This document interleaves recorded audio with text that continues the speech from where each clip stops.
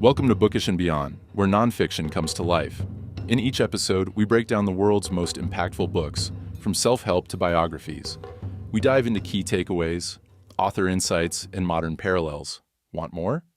Subscribers get exclusive access to our book summary, study guide, and timeline PDF, everything you need to go deeper. Hit subscribe and turn on notifications so you never miss an episode. Let's explore the books that change the way we think. This is Bookish and Beyond. All right, get ready, because today we're diving deep into a world that's both familiar and mysterious. You know, the world of angels. Oh, yeah. Specifically through an Islamic lens. Right.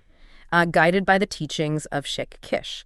Yeah, and what's so interesting about this is that this isn't just, like some whimsical folklore. Belief in angels is a fundamental pillar of Islam. Right. It's right up there with belief in God, in the prophets, right, and the Day of Judgment. Yeah, it's not just a suggestion. It's like a core belief. And Yeah. Sheikh Kishk makes that very clear in the audiobook. But what I'm really curious about is why this belief is so central. Like, what role do angels play in the grand scheme of things? Well, how does the divine communicate with humanity? Right. How does revelation, like knowledge from a realm beyond our senses, reach us? That's where angels come in. Okay. They bridge that gap, like between the seen and the unseen. So they're like these cosmic messengers carrying divine decrees. Exactly. And the Quran, the central text of Islam, is very explicit about this. Right. Verses like 2.285 Right. and 4.136, they leave no room for doubt. Believing in angels is an integral part of the Islamic faith. So denying their existence is kind of like rejecting a core part of the message. Yeah, precisely. It would be like saying, I believe in this house, but I don't believe in the foundation it's built upon. Right. Everything crumbles without that essential belief. Okay, so that makes sense. So we've established that angels are vital, but what are they exactly? Like, where do they come from? Well, Sheikh Kishk explains that angels are created from pure light. Okay. And that's not just a poetic image. Light in Islamic thought represents purity, knowledge, divine essence. Okay. Yeah. So it's not like they're these little winged babies with halos. They're beings of pure radiant energy. Yes, and this distinguishes them from other beings like jinn, who are created from fire, or us humans, who are formed from clay. They exist on a higher plane, closer to the divine source. Fascinating. Okay, so they're beings of light, but what about gender? Are they male or female? This is another point where Sheikh Kishk clears up some misconceptions. Angels are neither male nor female. Okay. They don't have, the same biological needs that we do. Right. Or social structures.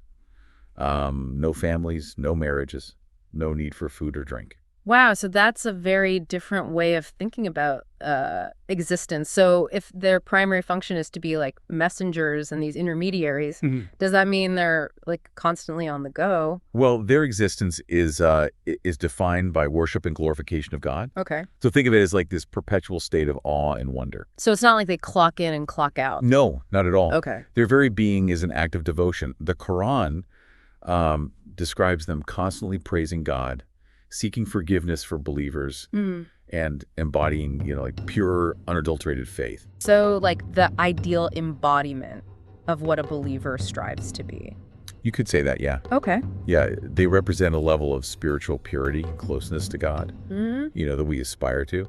But that doesn't mean they're these like emotionless automatons. In fact, there are accounts of angels weeping out of fear when hell was created. Oh, wow. And even weeping when Adam disobeyed God. Really? So they have emotions. That's surprising. It highlights their awareness, their deep awareness of God's power and the gravity of sin. Right. They understand the consequences of choices, perhaps more than we do. That's interesting. That makes me wonder, are there like different types of angels? Like, do they have specialized roles? Absolutely. So we have the archangels, Right. like Gabriel, who delivers revelation, Michael, who oversees rain and sustenance. Right. Very central for life. And then Israfil, who will sound the trumpet on the Day of Judgment. Okay. Wait, the Day of Judgment. That's, I'm getting end of times vibes here. Oh, yeah. That's a topic for another deep dive. Okay. But it's essentially the day when all of humanity is held accountable for their deeds. Right. And Israfil's trumpet signals, the start of that ultimate reckoning. Okay. Duly noted. Duly noted. So back to these specialized angels. Yeah. Are there angels assigned to, like, each individual person, like guardian angels? Yes. The Quran tells us that each of us has guardian angels. Okay. And they protect us from harm throughout our lives. But it's important to note that this protection operates within God's will. Okay. So if something bad is meant to happen, they can't entirely prevent it. Think of it as a divine safety net. Okay. So that's reassuring, but also a little humbling, right? It's not like a free pass to be reckless. Exactly, yeah. So we've got protectors, but are we also being, like, watched? Are there angels like keeping tabs on our actions, good and bad? That brings us to the recording angels. Okay. These meticulous scribes who note down every single deed, single deed we commit. They don't miss a thing. Every word, thought, action is recorded. That's a little intense. Makes you think twice about those fleeting bad thoughts, you know? It does. It encourages a heightened sense of accountability, right? Yeah. Knowing that everything is being observed and recorded. So it's like this, it's like having a cosmic CCTV system, but instead of cameras, it's angels with notepads.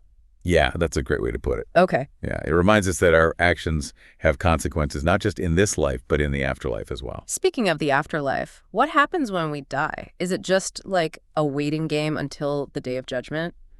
Well, there's this fascinating concept in Islam.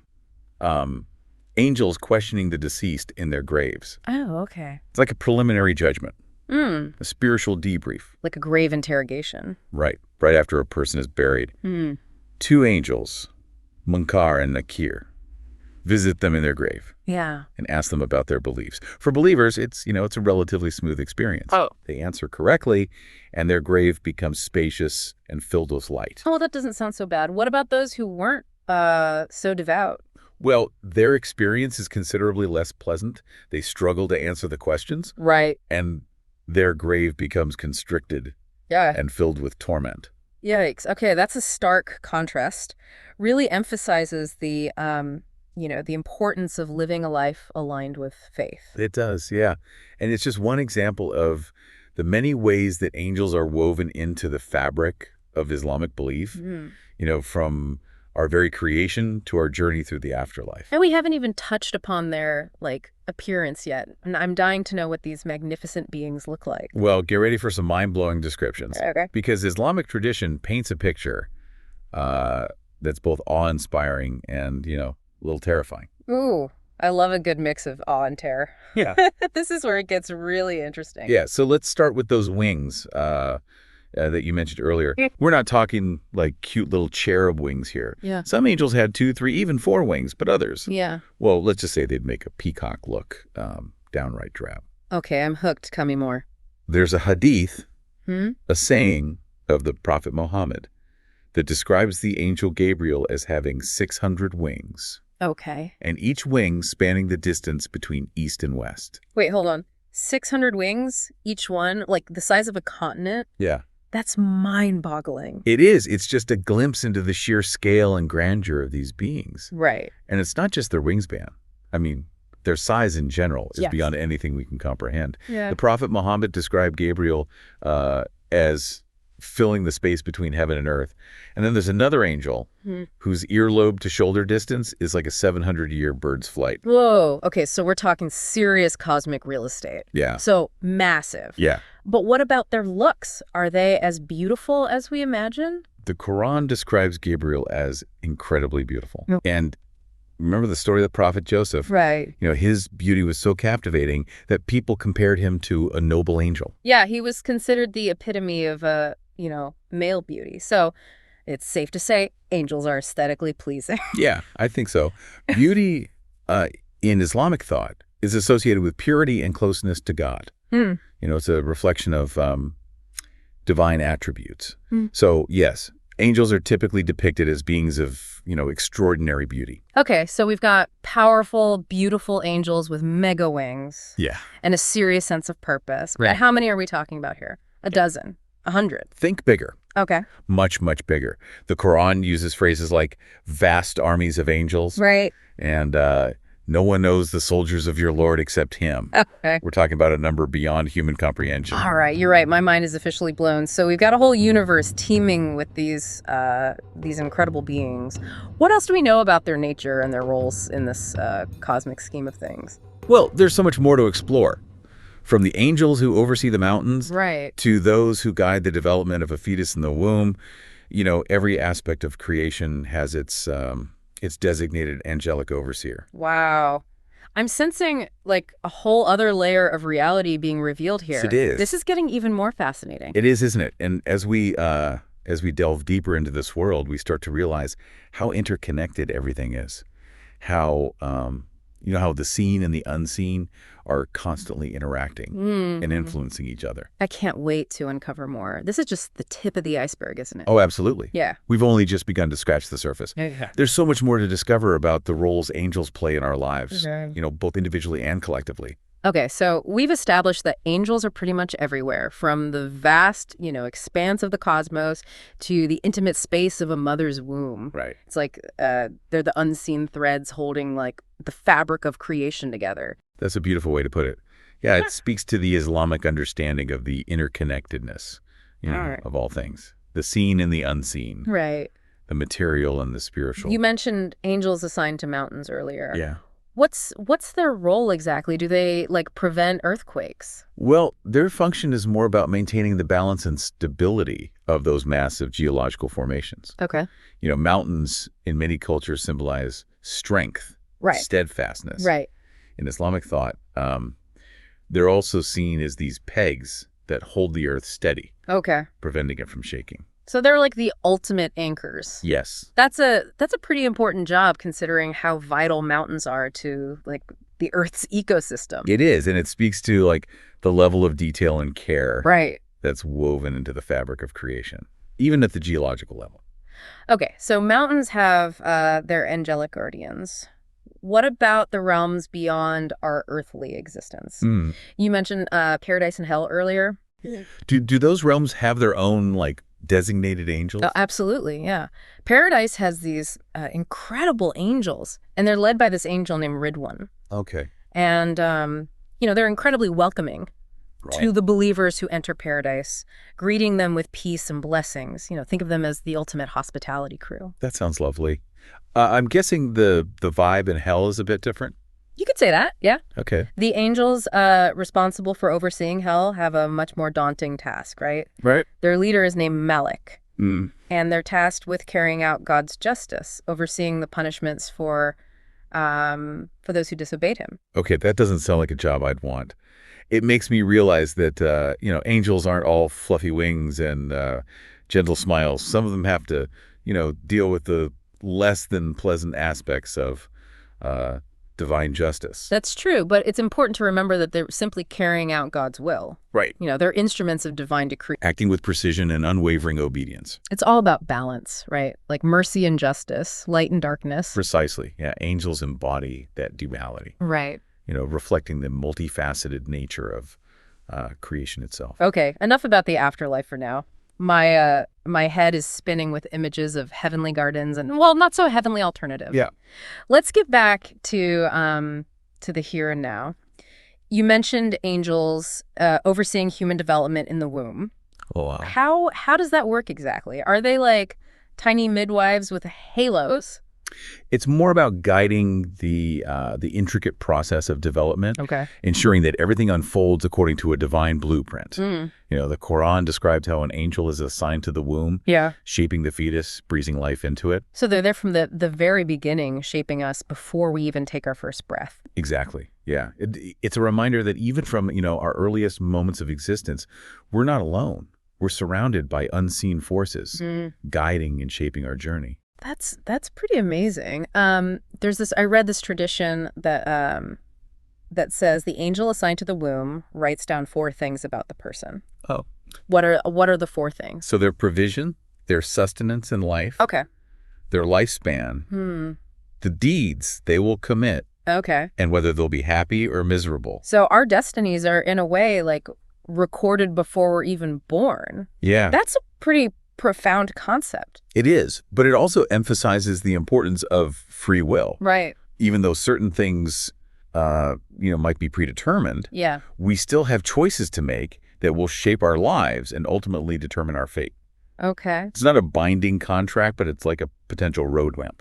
Okay. I'm starting to see how all these pieces fit together. Yeah. It's not like a simple case of fate versus free will. It's more nuanced than that. Exactly. It's about understanding that we exist within a framework of divine will. Right. But within that framework, we have the freedom to choose our path.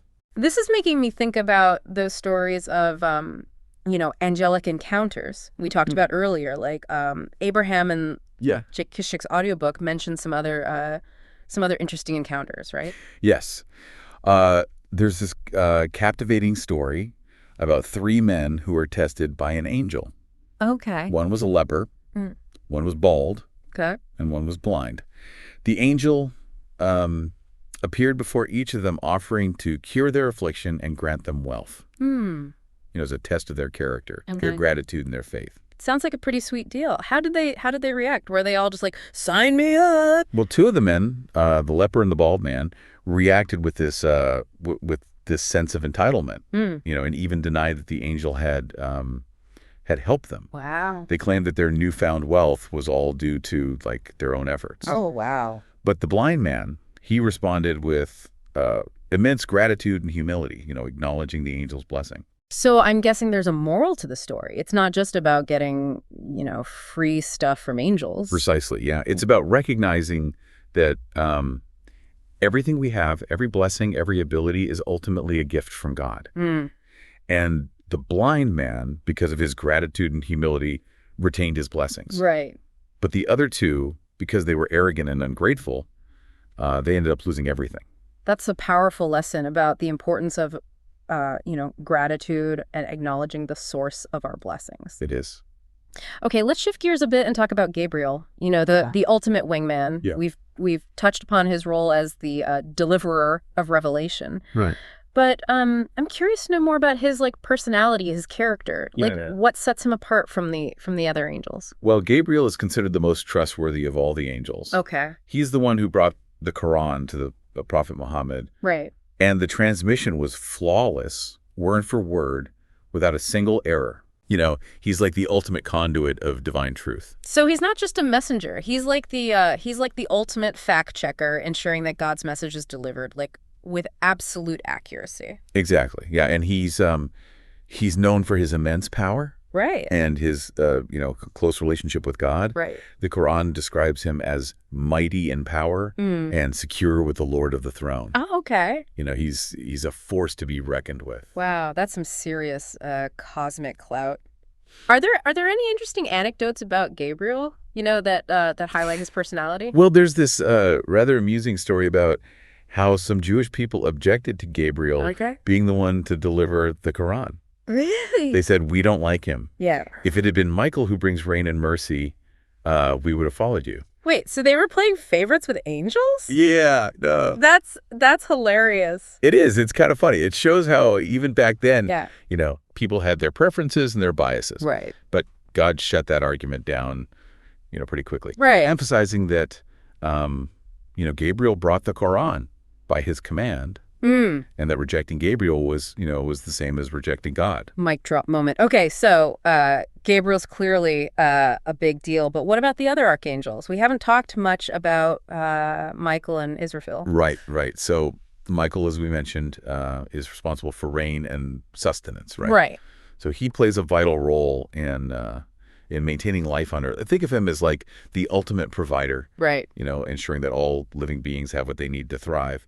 And then there's Israfil, the angel, with the most daunting task of all, blowing the trumpet that signals the day of judgment. Okay, let's unpack that a bit more. Yeah. What's the what's the significance of the trumpet? Why a trumpet? Well, trumpets have always been used to, announce important events. Right. Think of royal proclamations or calls to battle. In this case, the trumpet signifies, the end of an era. Right. The final reckoning, the moment when all of humanity is called to account for their actions. So it's not just a random musical instrument. It's like a symbol of ultimate authority and finality. Exactly. Yeah. And it's a sound that will reverberate throughout creation, awakening even those who've been asleep in their graves. Whoa. Okay. That gives me chills. Talk about a wake-up call. Yeah. Okay. So we've got these archangels. Yeah.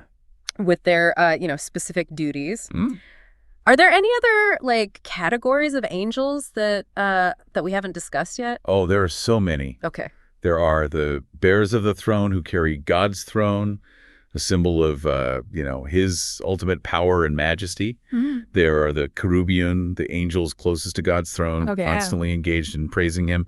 There are the angels of ranks, each with their specific level of authority and responsibility. Right. Where are angels of remembrance who inspire us to remember God. And there are angels of visions who convey messages and insights through dreams and revelations.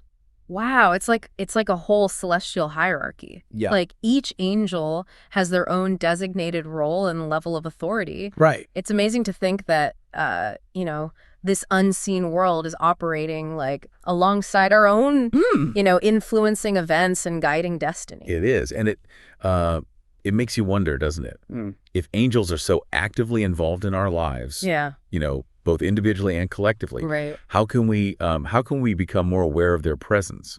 How can we cultivate a relationship with this unseen realm? That's a great question. I'm guessing there are certain, actions that attract angels and others that repel them. You're on the right track. There are definitely things we can do to align ourselves with the angelic realm, to invite, their blessings and their protection into our lives. Okay, I'm all ears. Give me the insider tips. What are the angelic do's and don'ts? Let's start with the do's. Oh, okay. The actions that attract angels, right, and evoke their blessings. Yeah. One of the most important is seeking knowledge. Angels love it when people are striving to learn, to understand, to expand their horizons. So those late night study sessions are actually attracting angels. They are. I'm feeling a lot less guilty about my caffeine addiction now. Good. What else? Attending the mosque for prayer. Okay. Especially the Fajr and Asr prayers. That's another way to earn those angelic high fives. Okay. Arriving early for Friday prayer is also a major plus. It shows eagerness and sincerity. Got it. So being punctual for prayer is like getting extra credit in angel school. It is, yeah.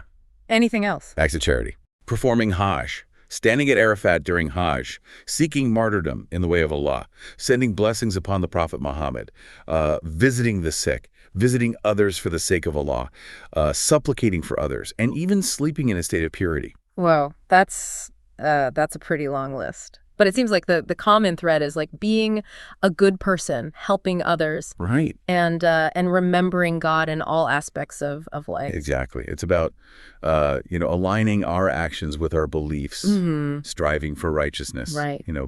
Both in our inner and outer worlds. And what about the things that repel angels? What are the actions that make them say, nope, not a fan? Well, disbelieving in God and obstructing justice. Okay. Those are big no-nos. These actions go against the very fabric of divine order. Makes sense. Those are pretty serious offenses. What about more everyday actions? Are there things that we do, even unconsciously, that might be driving angels away? Well, introducing innovations in religion, things that go against established teachings is a major turnoff for angels. Okay. It's like saying, I know better than God. Right. And then abusing the prophet's companions, okay, those who are closest to him. So it's about respecting the foundations of faith, honoring those who upheld it and not trying to reinvent the wheel, so to speak. Precisely, yeah. And then there are actions that disrupt harmony, right, and create discord, like refusing marital relations with your spouse, pointing weapons at others, and women leaving the house without their husband's permission. Okay, so it's not just about personal piety, it's also about upholding social order. Yeah. And respecting boundaries within relationships. It is, yeah. It's about recognizing that our actions have ripple effects. Right. Impacting not just ourselves, but also those around us. So angels aren't just concerned with our individual souls. They're also invested in the well-being of society as a whole. Absolutely, yeah. They want to see harmony and justice prevail. Right. They want to see individuals thrive within a framework of righteousness and respect. This is making me wonder, like, how aware are we of this unseen world that's constantly like interacting with us? Do we even notice the presence of angels in our lives? That's a profound question, and I think the answer lies in cultivating a deeper level of awareness, a sensitivity to the subtle signs, and synchronicities that often go unnoticed. So it's not necessarily about seeing angels with our physical eyes, Right. but about like sensing their presence through intuition, through unexpected blessings, through moments of synchronicity. Exactly. It's about recognizing that we're not alone in this journey. Yeah. That there are unseen forces guiding and supporting us, even when we're not aware of it. That's both comforting and inspiring. It is. It makes you want to to live a life worthy of that angelic attention. It does. And it makes you realize that every choice we make, every action we take, has repercussions not just in the physical realm, but also in the unseen realm. I'm feeling this sense of awe and wonder, like we've just lifted the veil on this like hidden dimension of reality. It is awe-inspiring, isn't it? Yeah. And it makes you realize that the world we perceive with our senses is just a small part of a much grander, Right. more intricate tapestry. And this tapestry is woven with like threads of light, threads of angelic presence, Yes. guiding us towards this destination we can only begin to imagine. That's a beautiful way to put it. Yeah. And, it makes you wonder, doesn't it? If our homes, our personal space are part of this grand tapestry, Right. how can we make them more welcoming to the angelic realm? How can we create spaces that resonate with, divine energy? Yeah, that's an interesting thought. Our homes, as extensions of this cosmic tapestry imbued with unseen energies, like it makes you wonder if there's a sort of like angelic feng shui we can practice. Well, there are definitely things we can do, right, Sure. Oh, to create spaces that are more conducive to spiritual well-being, Right. Places where we can connect more deeply with the divine. And Sheikh Kishk actually touches upon this in the audiobook, drawing upon the wisdom of the Quran and the Prophet Muhammad's teachings. Okay, I'm ready for a crash course in angelic interior design. Where do we begin? Well, one of the simplest yet most powerful things we can do is play Quranic recitations in our homes. The Prophet Muhammad said that a house where the Quran is recited, it becomes spacious for its inhabitants. And goodness abounds, Angels visit such homes while devils flee. So it's like an auditory cleansing ritual, right? Infusing the space with positive vibes and repelling the negative ones. It's about creating this atmosphere of peace, remembrance, Right. and connection with the divine. The sound of the Quran has a profound effect on our hearts and minds. And it also affects the unseen energies in our environment. Okay, so I'm definitely going to start playing those recitations more often. That's amazing to think that something, so simple can have such a profound impact. Right. What about things we should, like, avoid? I know Sheikh Kishk mentioned idols and images, right? Yes, that's an important point. Angels avoid homes that contain idols or images that are, worshipped or venerated. Right. It's about maintaining pure monotheism, focusing our worship solely on God. Okay, that makes sense. So no statues of Buddha or paintings of saints? Got it. What about, like, pictures of family members? Is that okay? Well, family photos are generally considered permissible, Right. as long as they're not displayed in a way that suggests worship or veneration. Right. It's about intention and context. That's a relief. I was getting a little bit worried there for a second. Yeah. So no idol worship, check. Playing Quranic recitations, check. What about, like, bad habits? Do those affect the angelic vibe in our homes? They definitely can. The Prophet Muhammad said that angels avoid those who are drunk. Okay. Those wearing saffron as as a display of arrogance. Okay. And those in a state of impurity. Okay, so no drunken parties or saffron robes. Check. Right. But what about impurity? What does that mean in this context? Well, it refers to a state of ritual impurity. Like after sexual intercourse or Okay. menstruation. It's a temporary state, and it's easily remedied, by performing the ritual purification bath. Got it. So basic hygiene and spiritual cleanliness, those are key components of creating an angel-friendly environment.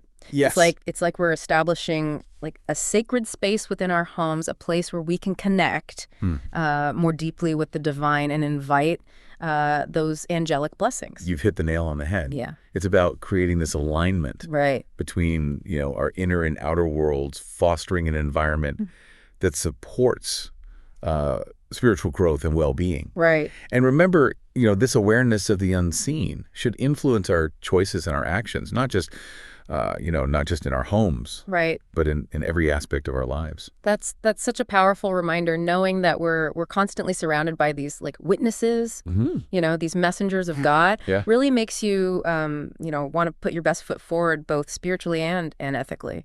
It does, doesn't it? Yeah. It's a call to mindfulness, to intentionality, to living a life that reflects our highest values. And it makes you realize that every choice Right. we make, every action we take has an impact, not just in the physical realm, but also in the unseen realm. This deep dive has been incredible. It has. It's like we've peeled back the layers of reality and glimpsed into this amazing world of celestial beings, a world that's both awe-inspiring and humbling. It's been a fascinating journey of exploration, hasn't it? And it highlights, the profound interconnectedness of all things, the seen and the unseen. Right. The material and the spiritual. I'm walking away with this, renewed sense of wonder and a deeper appreciation for the unseen forces, that shape our lives. Yeah. And I think that's a beautiful place to end our deep dive. It is. And as we go about our daily lives, let's remember that we're never truly alone. We're surrounded by these witnesses, these messengers of God, reminding us of, our purpose, our potential, and the infinite possibilities that unfold when we align ourselves with the divine. Well said. And to our listeners, thank you for joining us on this exploration of the angelic realm. Yes. May this knowledge inspire you to, cultivate greater awareness, deeper connection, and a life filled with blessings and wonder.